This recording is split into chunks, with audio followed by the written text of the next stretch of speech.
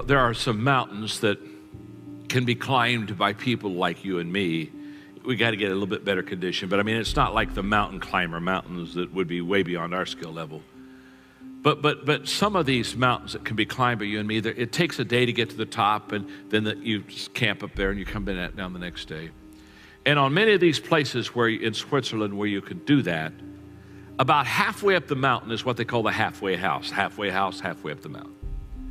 So a group of people starts off with a guide in the morning, and about noon, you're kind of tired, and you've been walking now for 4 or 5 hours, and you're coming up to the halfway house, and it's just it's a wonderful sight. Because as soon as you enter in the halfway house, you can smell the food, and they're getting ready for a good lunch, and you sit down, there's a fire in the fireplace, and there's nice soft chairs, and you can just rest your body and refresh your body. And so the people go into the halfway house, and they eat and laugh and enjoy and just really just kind of take in that wonderful, refreshing atmosphere. About an hour and a half after being in the halfway house, the guide gets up and says, well, gang, it's time to put on your gear. We got to hike. We got to get on up to the top. This is a fact. About half the people decide not to go on up to the top. They're sitting around the table and they're just saying, you know what, go on up. You're going to be coming by here tomorrow. You're going to be having lunch here again tomorrow. We're just going to hang here. And so the people that want to get to the top, they put their stuff on and they kind of leave. And the rest of the people sit behind. They eat a little bit more food, get around the piano, sing some songs, get around the fireplace, enjoy the fire, warm themselves by the fire. And play games all afternoon, kind of enjoy themselves. But about 4:30, 4:45 in the afternoon, without anybody saying a word, the people who stayed in the halfway house, they slowly go over to where the window is, the big window, and they start looking outside, and they start looking up at the top of that mountain, and as they look at the top of that mountain, they see their friends. Their friends are now getting the tents out, and they're getting ready to prepare for the night, and it becomes very quiet, very somber. Because everybody in the halfway house realizes the mistake they've made. They've sold their mission for a little bit of comfort for a few hours. Next morning, down come their friends, and by noon, they come into the halfway house. And when they come in the halfway, they are laughing, they're high-fiving, they're talking about what they've seen, where they've been, experiences, the fact that it was almost impossible to get up there. In fact, they had to help each other get up there, and how they joined teams and held hands, and they're just telling all these stories and talk about the pictures they've taken, and they got the group picture up there with the flag at the top, and the people who remain behind, they don't say much. They just eat their lunch and then follow the rest of them down to the bottom of the hill where their friends are waiting for them. And those who paid the price and went to the top, who understood now is the time to reach the mission, they hug and tell stories and celebrate. And the others, they just kind of slip off and get in their car and go home, because they realize they're never going to be what they wanted to be. They're never going to see what they wanted to see. They're never going to do what they wanted to do, because they failed to realize when they're at the halfway house, now's the time to rest, and they go on. Performing under pressure, whether it's me or anybody else, is the same. I have the same pressures as anyone else. There's time, there's performance, there's financial. I mean, there's deadlines. My pressures are not unique. The situations may be different, but everybody has the same kinds of pressures. But what I find fascinating is the interpretation of the stimuli.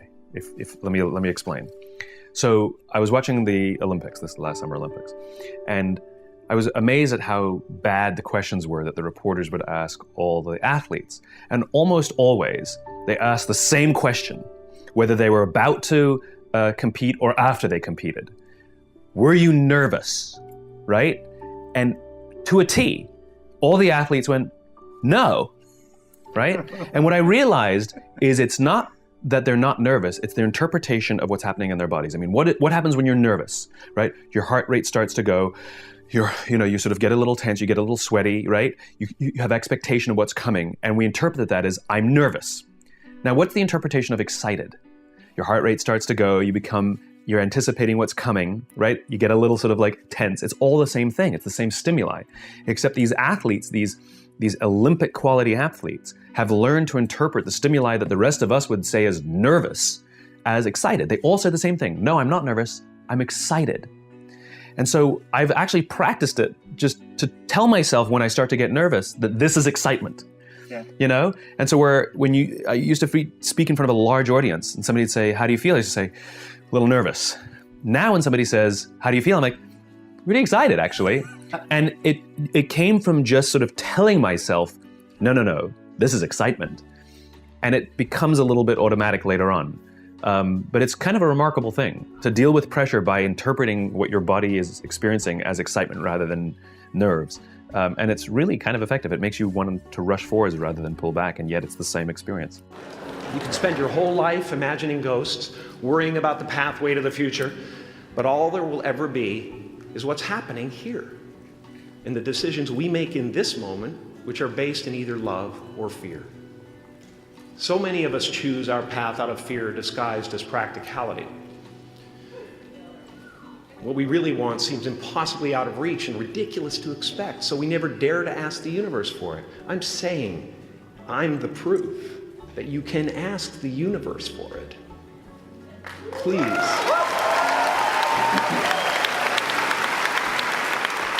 And if it doesn't happen for you right away, it's only because the universe is so busy fulfilling my order.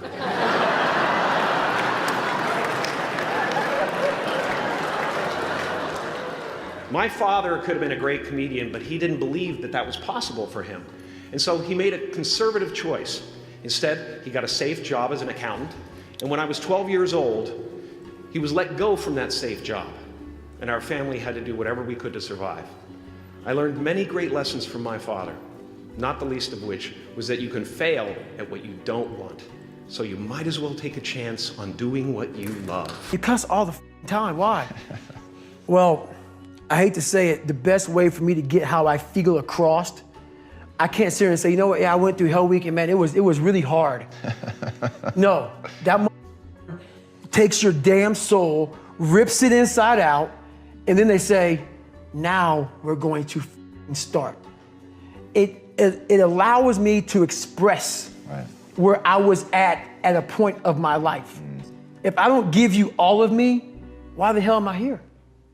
Why, how will you learn from me? People take so much offense to me.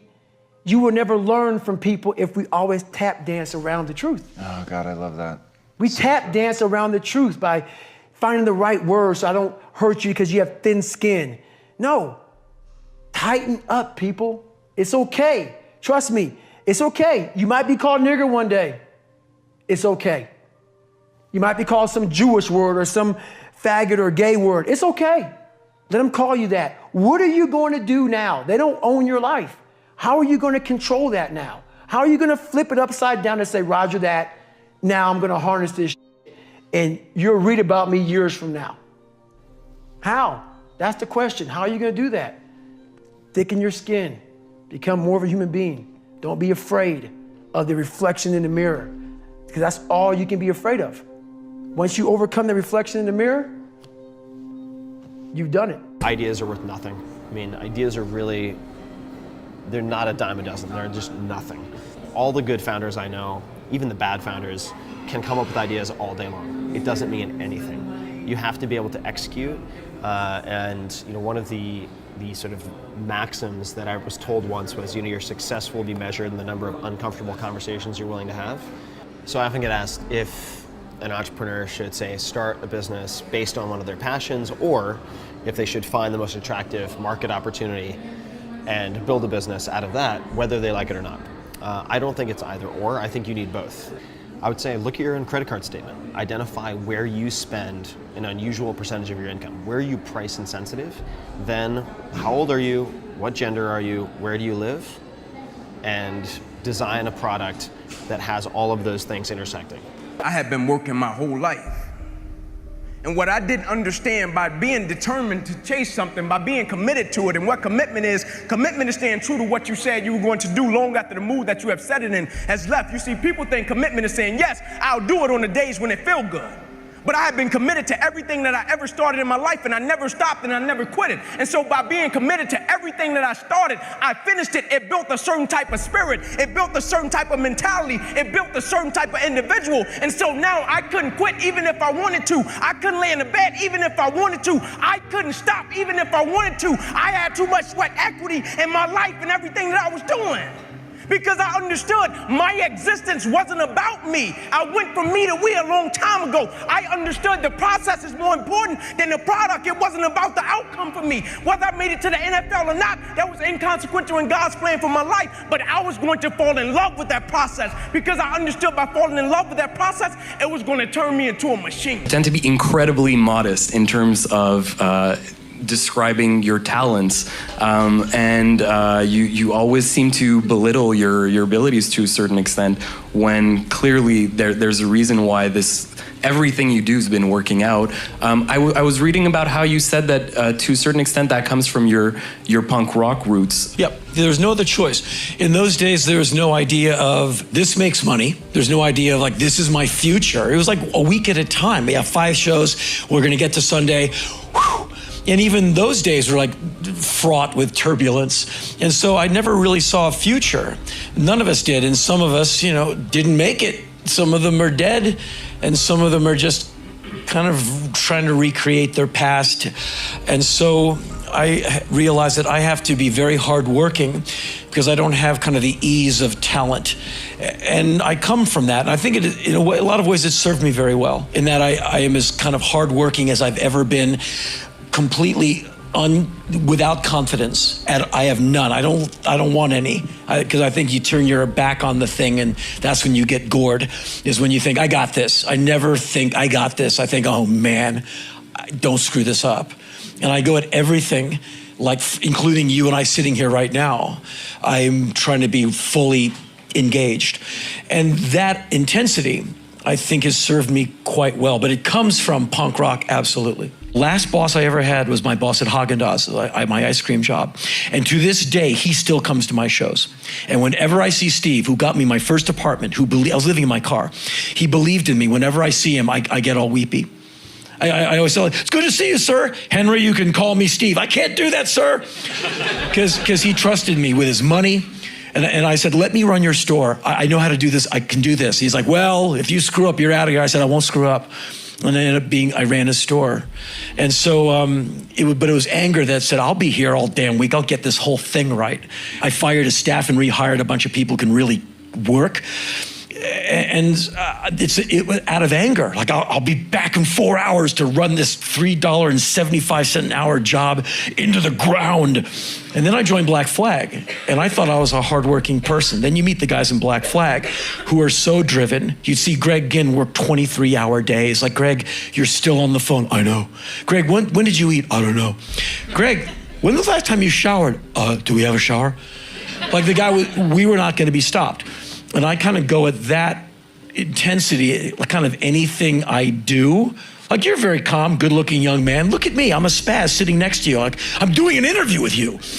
I can't help it. Focused. I'm sweating, man. And so, but I'm like this going to the airport, like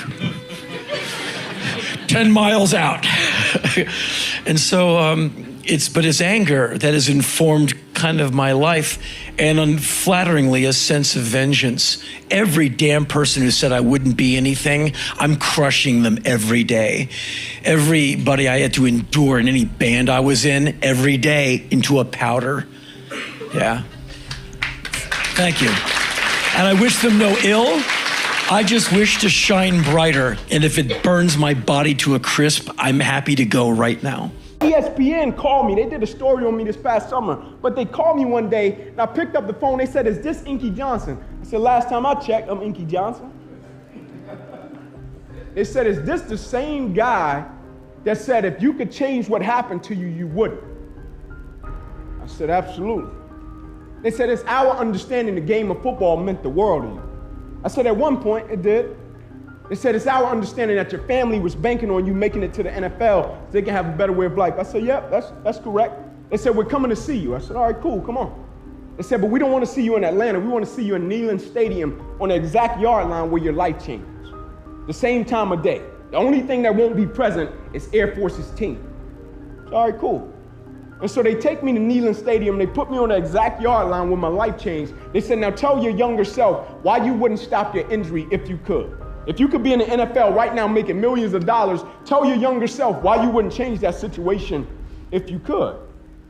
And I say the reason I wouldn't change it, believe it or not, it has nothing to do with me.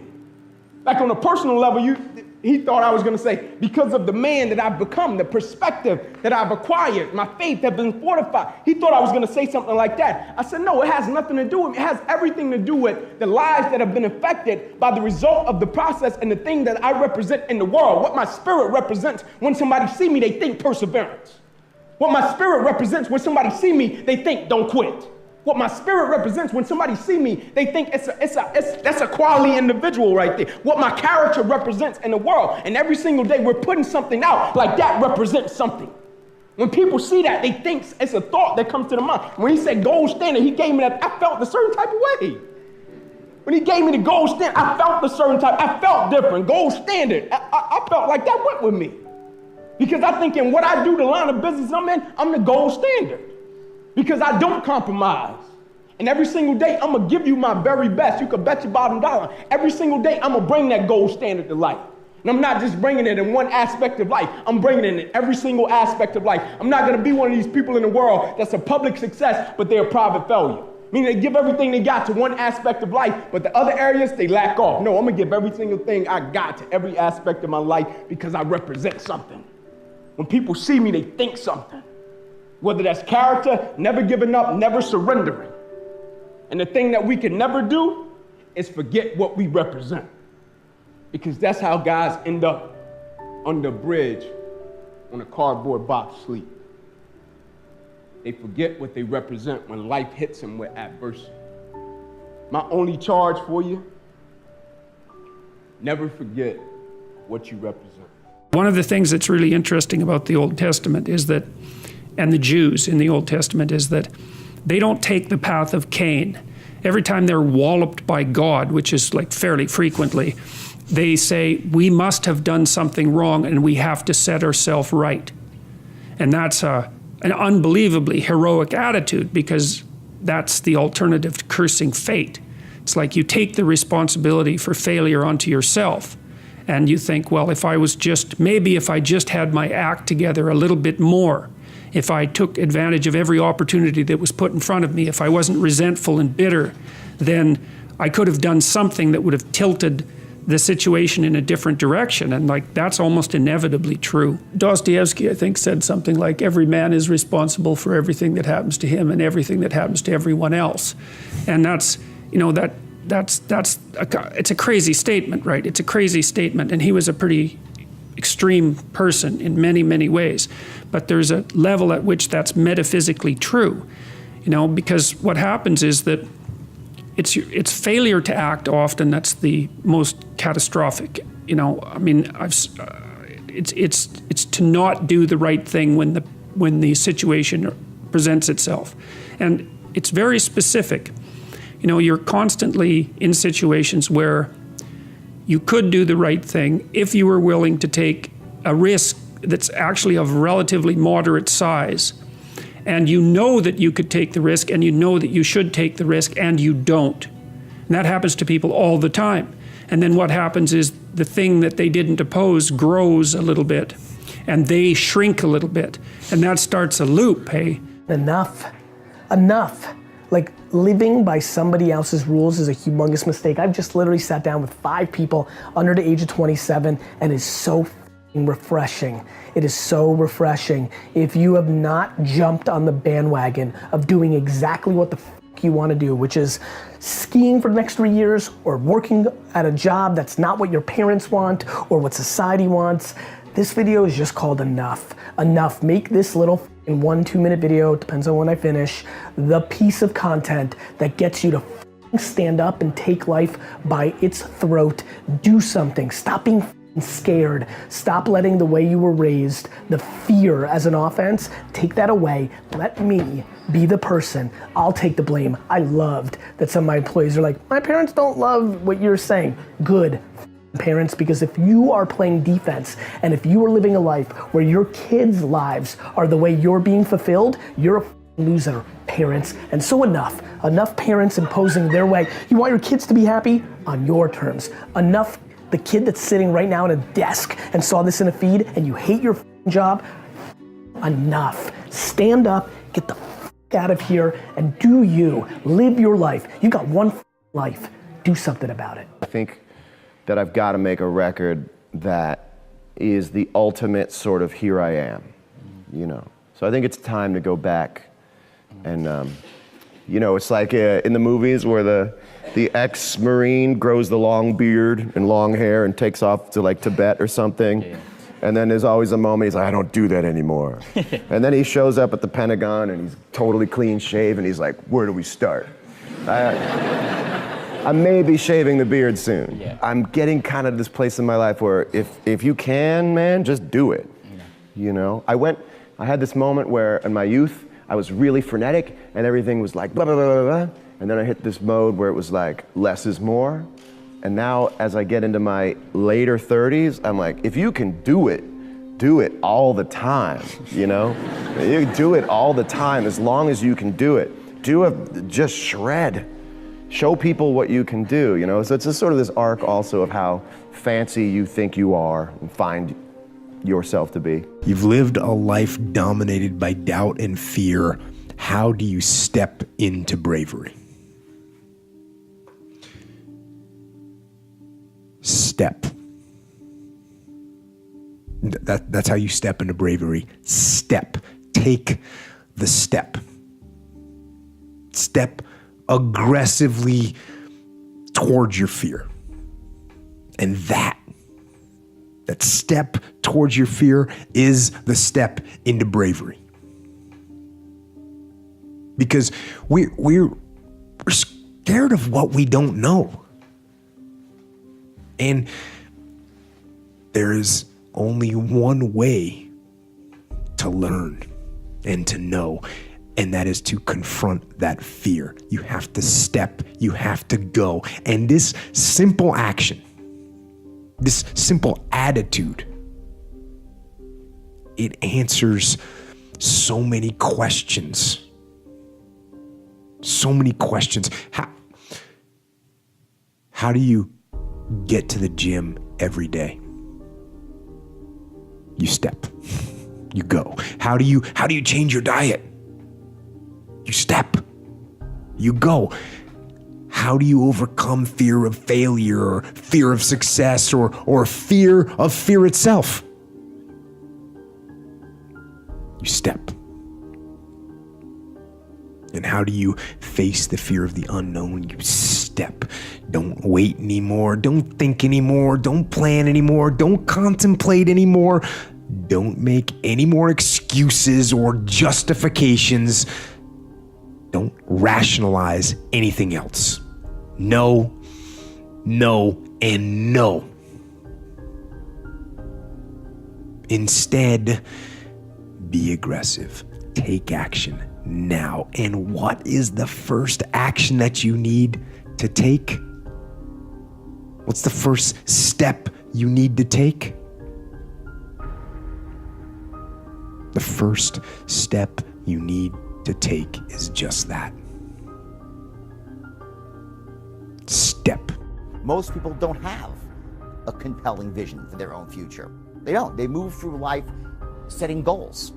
And goals have no power. We're at this point, you know, goals had power in 1959 when Earl Nightingale came with this idea of goal setting, and everyone's like, wow, I'm a goal-oriented person. And that was great, and it worked for like 20 years. Everyone set goals and they got results. But then all of a sudden, you know, you set goals, and sometimes you hit them, sometimes you don't. Most times you don't, okay, and that's okay. But goals almost became like a synonym for like, oh, I'm going to set a goal and who gives a shit what really happens afterwards. And it almost is synonymous with failure now, goal setting. There's something above, and I believe in setting goals, but there's got to be something above your goals. And that's your vision for the future. And it's not just about, it doesn't have like an ending point. It's about the world being a certain way.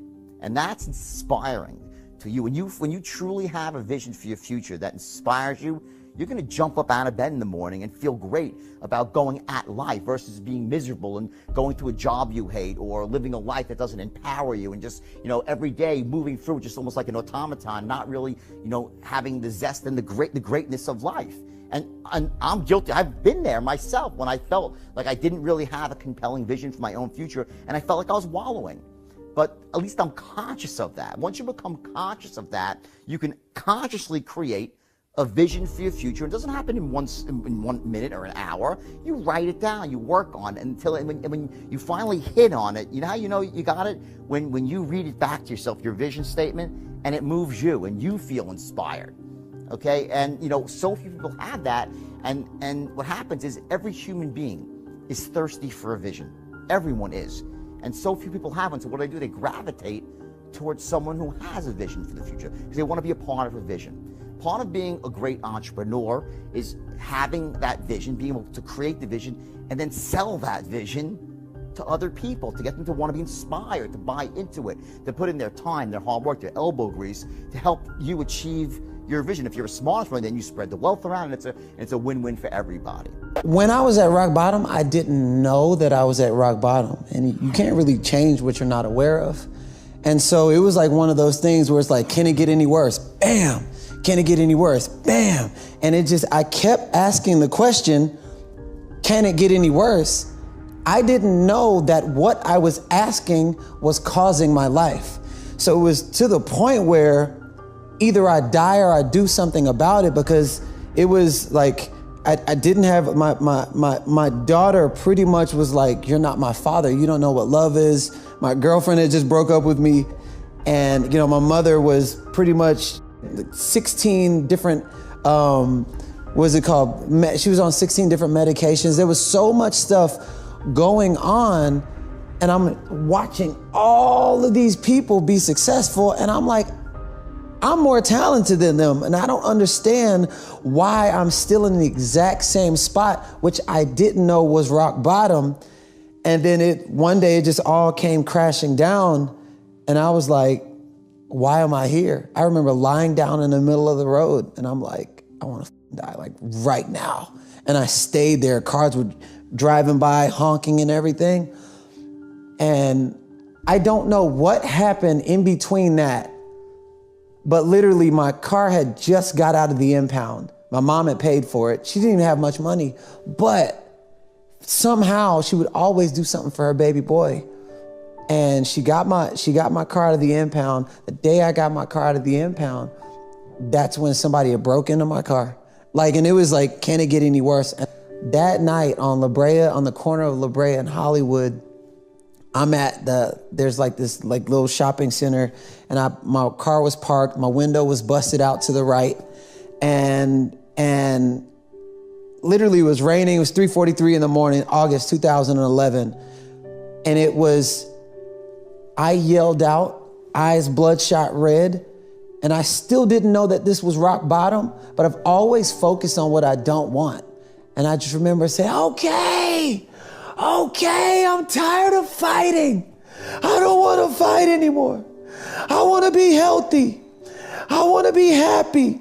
I want to be surrounded by nothing but positive people. I just want to inspire people, and I want to make a bunch of money, but I want the money to represent something that I passionately believe in. Just show me a sign, show me a sign, show me. And I just kept saying it over and over and over. It wasn't until a week later until I met the man at the gas station, and he asked me for money. And he said, do you have any money? He's just like, it was a homeless guy. And he had a wad of money. I said, you have more money than me. And he goes, have you ever seen the movie Rain Man? The guy was talking to himself. Person did the exact same thing. He was like, change your mindset, change your life. Change your mindset, change your life. Change your mindset, change your life. Change your mindset. And then they walked away. And it was in that very moment I felt like my whole entire life was a lie. The best advice I ever got was, you only have one chance to make a first impression. I don't remember who gave me the advice, but I've been certainly dishing out that piece of advice for the last 30 years.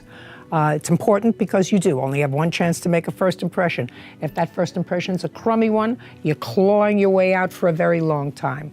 So at every commencement speech that I give, I say to the graduates, if you take nothing else away from this commencement other than your diploma, you only have one chance to make a first impression. My goal was to have my own business, to be an entrepreneur and make my own money. And had you been thinking about it while you were in the monastery? Yeah, all those years? the last, well, not all those years, the last couple of years, deciding whether I wanted to leave was probably I wouldn't say probably, was the hardest decision I've ever made in my life, was to leave the monastery. Yeah. So the next question would be, what would I do? You could have ran a web business from the monastery. Could have. We have the largest website in the state of Hawaii. Really? Yeah, monks programmed in HTML, CSS, JavaScript, and we were trained how to edit movies in Final Cut Pro, design in InDesign, Photoshop. We knew it inside out. Wow. Yeah, I learned coding in the monastery. Oh, that's awesome. I didn't know. Yeah. I literally thought you were preparing for meditation 23 hours a day. I didn't know you were doing anything. But we took those concentration skills into everything that we did. So when we were programming, we focused on programming. You know, when we were building a building, or we were pouring cement on the sidewalk, or sweeping something, or cooking, we focused. Right. So in everything that we did throughout the day, we practiced all the tools that we learned.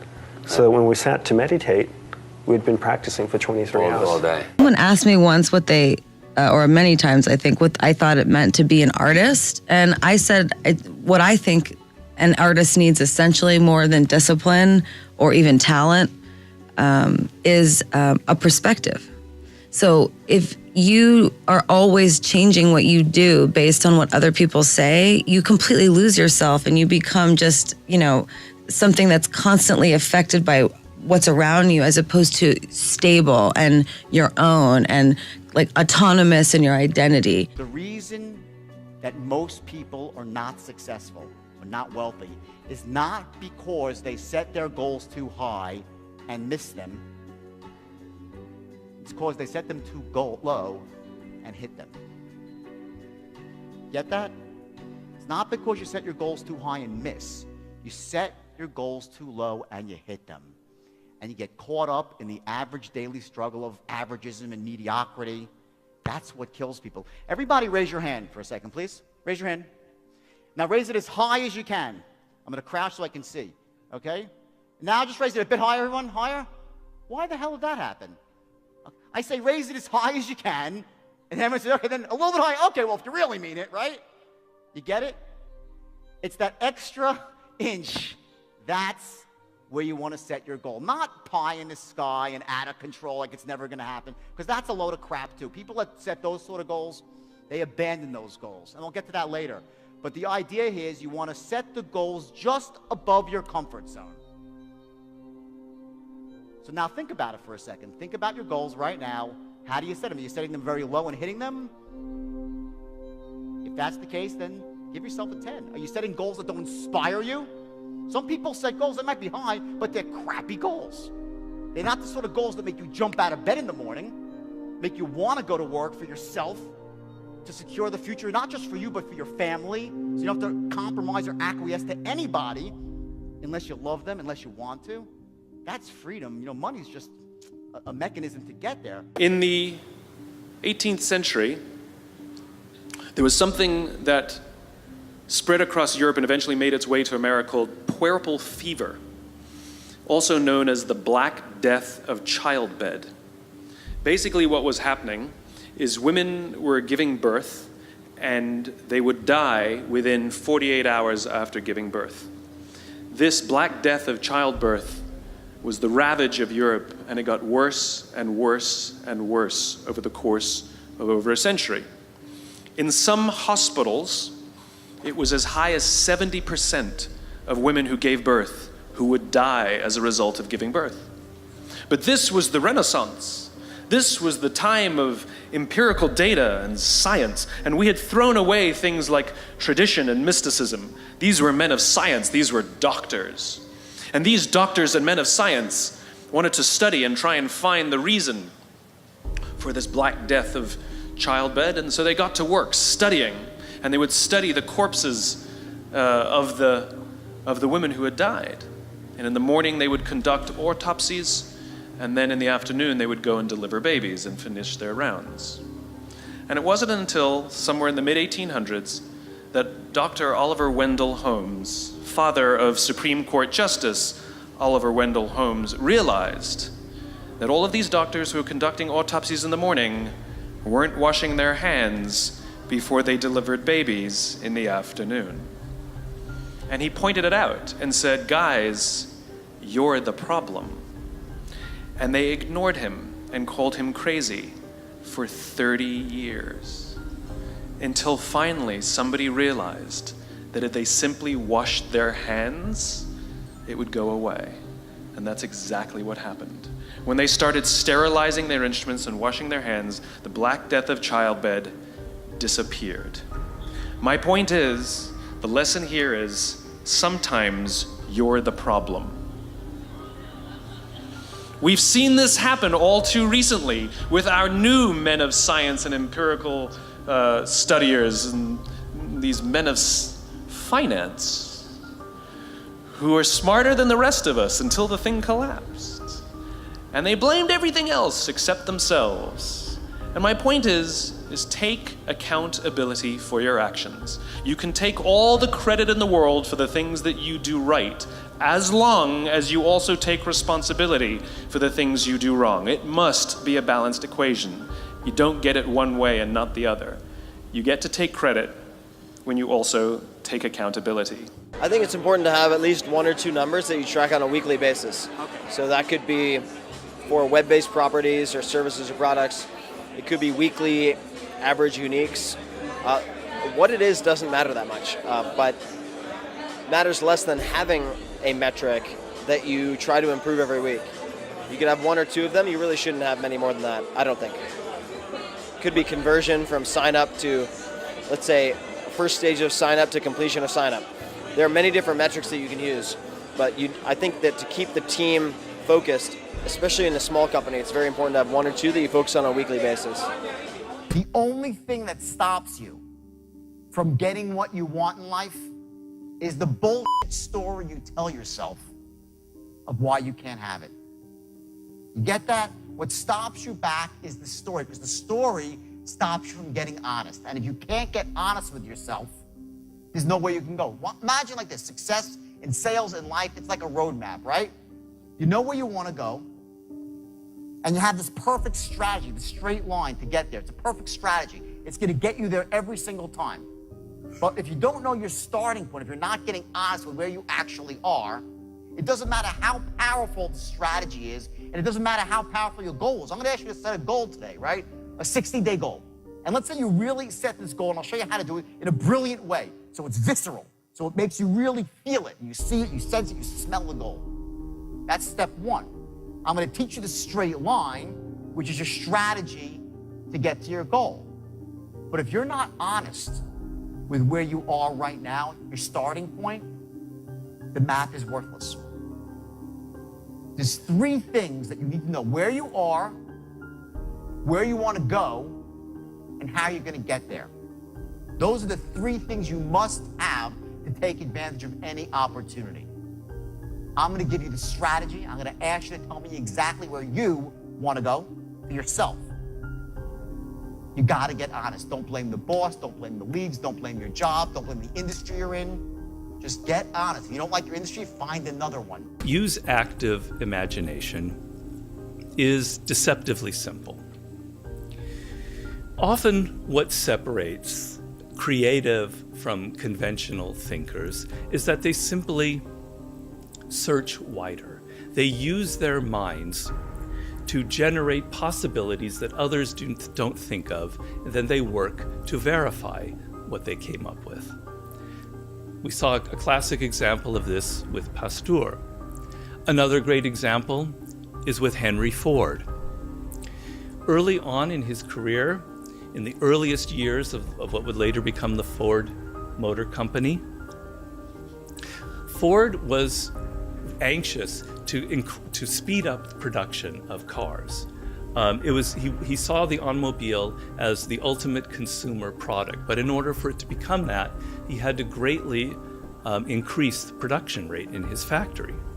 So he spent a couple days looking at his employees on the factory floor and trying to imagine how he could get them to move faster from car to car. Suddenly one day he imagined something completely different. He imagined the men standing still and the cars coming to them. He didn't know what that really meant, but he decided to try it out, and lo and behold, it increased productivity by such an incredible exponential rate that it could now become the consumer product that he had envisioned. Things like antibodies or assembly lines, they seem so obvious to us now, but they are never obvious in the present, and they involve an incredible leap of what I call active imagination.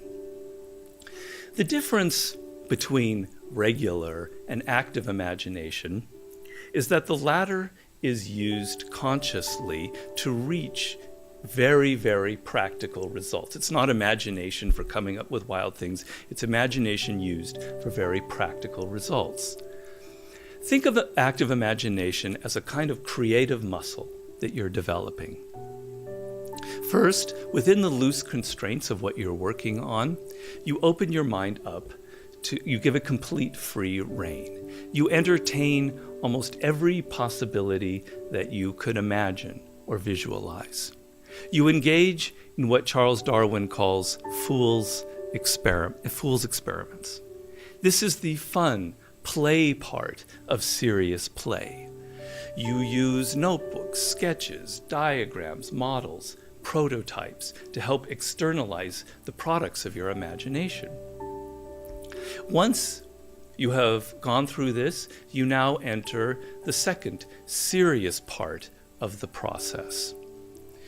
First, you choose one or few of the more promising possibilities that were generated by your imagination, and now you actively work to test, verify, or confirm it. This might entail launching a beta version on the public. Once you have feedback, you now go back into the first part of the process in a shortened form, using your imagination to perhaps take what you have into an even better and higher form, circling constantly through this process in shorter and shorter cycles until you've got something that's both incredibly imaginative and incredibly realistic and practical. By developing this, by going through this over and over and over again, you will develop your imagination into an incredibly powerful creative muscle. Some entrepreneurs tend to miscalculate is everything. What I mean by that is optimism has a place, but I think even more so for the first-time entrepreneur, you need to be pragmatically pessimistic. What I mean by that is you need to define all of the worst-case scenarios in terms of financial loss, time loss, etc. Look at what you will learn if that happens and accept and come to terms with that before you ever start. If you don't do that and you go straight into battling the world, trying to conquer the world with rose-colored glasses on, the first time you hit a major hiccup, you're going to become really demoralized and you will quit. So optimism, all that rah, rah, rah, that's awesome. But you need to hope for the best and prepare for the worst before you ever get started. I talk to so many smart, fantastic, ambitious, idealistic, hard-working kids, and they're right out of college, they're in their entry-level jobs, and I'll ask them, how's it going? And they'll say, I think I'm gonna quit. And I'm like, why? They say to me, I'm not making an impact. I'm like, you know you've been here 8 months, right? They treat the sense of fulfillment or even love like it's a scavenger hunt, like it's something you look for. My millennial friends, they've gone through so many jobs. They're either getting fired, I mean, it was mutual, or they're quitting because they're not making an impact, or they're not finding the thing they're looking for, or they're not feeling fulfilled, as if it's a scavenger hunt. Love, a job you find joy from, is not something you discover. It's not like, I found love. Here it is. I found a job I love. That's not how it works. Both of those things require hard work. You are in love because you work very hard every single day of your life to stay in love. You find a job that brings you ultimate joy because you work hard every single day to serve those around you, and you maintain that joy. It's not a discovery.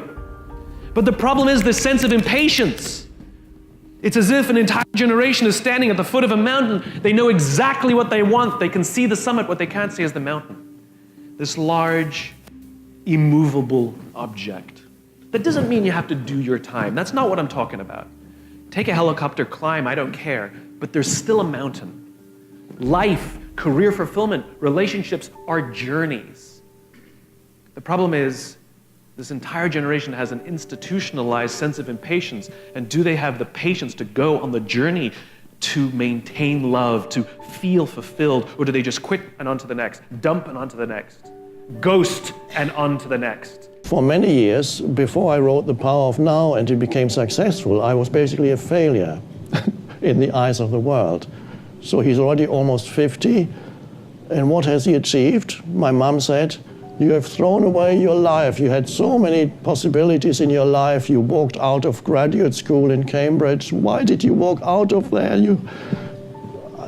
My mom and many other people said, this person has failed in life. He has no job, he has no insurance policies, nothing, no pension plan, just almost nothing in the bank. Failure. And then a few years later, people bought The Power of Now and became a bestseller. Oh, a big success. Okay, if I had derived my identity at that time from what the world was telling me, or my mind would have told me if I had been listening to my mind, I would have been very unhappy. And I didn't, though. I was fine, because my identity wasn't derived from that anymore. And fortunately, even when in the eyes of the world I suddenly became a success, I don't want to derive my identity from that. It's a cheap substitute for who I really am. So I don't derive, but the satisfaction that comes is the satisfaction that the work that's happening, the teaching that's happening is transforming people's lives. That's very satisfying. I don't get any personal satisfaction though, because I don't feel it as this separate me produced it.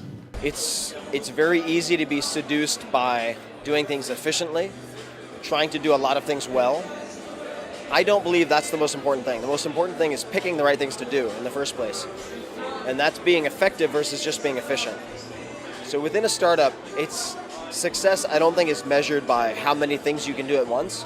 It's measured by how effectively you're able to pick the one or two things that are the highest priority. And there's always going to be a seduction to get distracted and focus on 20 things at once. And the most effective entrepreneurs I know are very good at focusing on one or two things and either eliminating the rest or delegating it to other people or outsourcing it. So it's not done within the team, but it's actually to third parties. I knew I was wired to be excited about business. How or why, I don't know, but and there's certain guys that have the genetics to jump out of the gym, right? There's certain guys, that, when they golf, they have the muscle memory and the discipline. Dirk Nowitzki may not be the most talented guy in the NBA, but his discipline and his focus to do what's necessary to be successful, he's willing to do, and combine it with being 7 feet tall and being skilled, it makes him an amazing basketball player. So it's understanding what your skill set is, finding the right place to use those skills, and then going for it. Will that make you 250 grand? It depends if you pick the right industry. But whatever industry you pick, if you outwork everybody, if you try to be a little smarter than everybody, if you try to be a better salesperson than everybody, if you try to be better prepared than everybody, you've got your best chance. Because if you don't do it and somebody else does, I have the saying, work like someone's trying to take it all away from you. I actually work like someone's spending 24 hours, working 24 hours to take it all away from you. And that's kind of the way I look at it. And I remember asking my dad to, I wanted new basketball shoes because I was a basketball junkie back then. He's like, well, your shoes work. If you want a new pair of tennis shoes, you have to go out there and get a job. And I'm like, Dad, I'm 12 years old, and it just so happens he was playing poker with his buddies, and one of his buddies was like, well, I got a job for you. I've got these garbage bags that we distribute. You can sell them door to door. I'm like, okay. And it was when I was selling them and realizing that I like to sell and that I could sell and that I recognized that selling was about providing a service and creating value for people, that I knew that I would, literally back then, I knew that I could always succeed. I mean, I remember I was 16, I think, when I started a stamp company and started going to stamp shows and trade shows and just working a little bit harder than other people and trading up from one stamp to the next. I remember one time I started with a quarter and bought a stamp and left with $50, thinking, hey, if I could do this, I could do anything. And it's not that everything worked. I failed a lot, but I never ever felt like I wouldn't be able to work hard enough to